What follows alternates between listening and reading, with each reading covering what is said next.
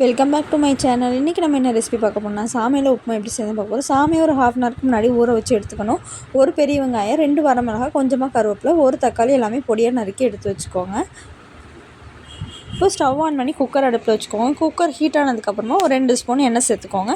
எண்ணெய் நல்லா காஞ்சதுக்கப்புறமா கொஞ்சமாக கடுகு, உளுந்தம்பருப்பு, கடலைப்பருப்பு சேர்த்துக்கோங்க. கடுகு பொரிஞ்சதையும் நம்ம நறுக்கி வச்சுருக்கக்கூடிய பெரிய வெங்காயத்தையும் வரமிளகாய், கருவேப்பிலையும் அதோட சேர்த்துக்கோங்க. கருவேப்பிலை என்கிட்ட இல்லை, அதனால் நான் சேர்க்கல. நீங்கள் இருந்ததுன்னா சேர்த்துக்கோங்க. வெங்காயம் நல்லா வணங்கினதுக்கப்புறமா நம்ம நறுக்கி வச்சுருக்கக்கூடிய தக்காளியோ அதோட சேர்த்துக்கலாம்.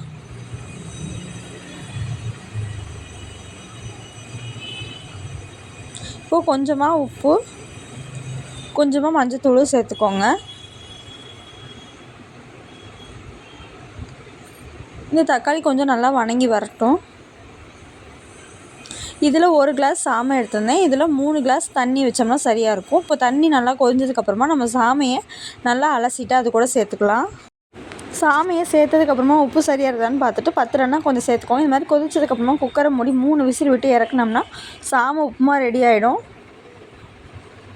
ப்ரெஷர் அடங்குனதையும் ஓப்பன் பண்ணி நல்லா மிக்ஸ் பண்ணிவிட்டு சுட சுட பரிமாறினீங்கன்னா சாமை உப்புமா யாருமே வேணான்னு சொல்லாமல் சாப்பிட்ருவாங்க. இந்த வீடியோ உங்களுக்கு பிடிச்சதுன்னா லைக் பண்ணுங்கள், ஷேர் பண்ணுங்கள். மறக்காமல் நம்ம சேனலை சப்ஸ்கிரைப் பண்ணிவிட்டு பக்கத்தில் இருக்க பெல் ஐக்கானே அழுத்திக்கோங்க. பாய்.